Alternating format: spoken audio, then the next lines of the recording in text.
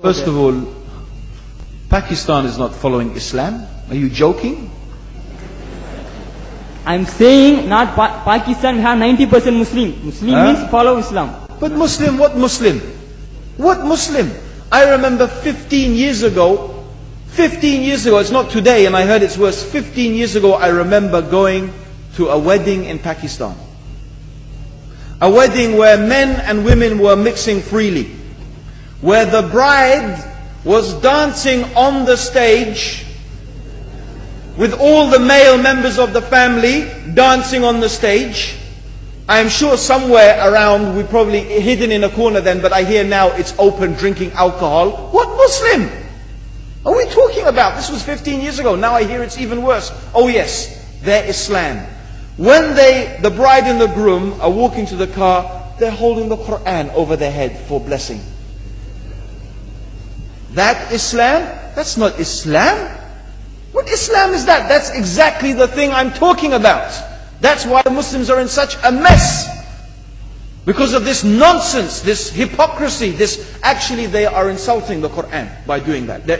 Amongst all of this haram, they think that the Quran, holding it over their head, is going to bless them because they're holding it. What is that? Where did they get this from? So, I don't know what we're talking about. In fact, this is the problem. You see, the Muslim world itself is so far from Islam. So many you find here in India.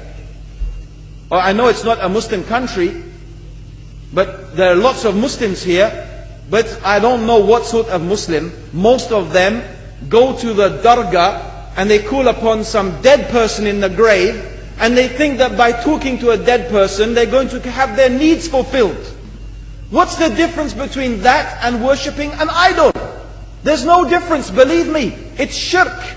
I've seen it myself with my own eyes. I'm praying in the masjid. The adhan goes.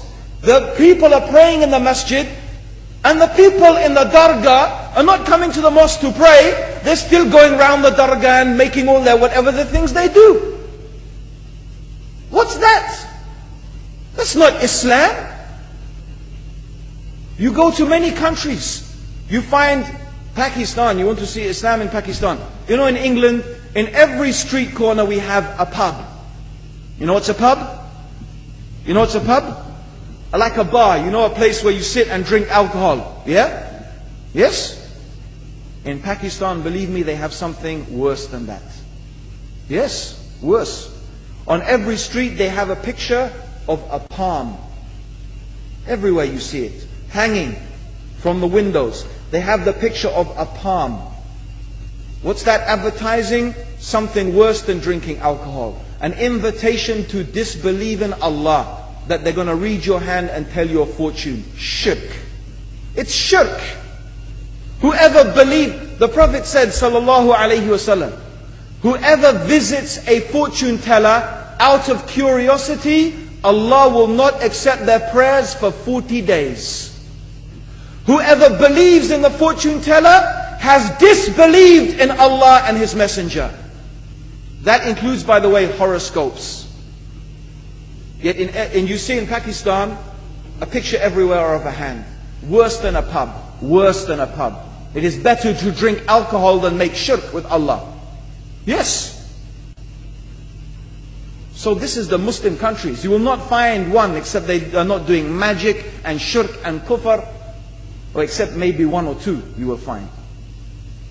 So this is the state of the Muslims. So no wonder we're in the confusion and the chaos. So these are not good examples.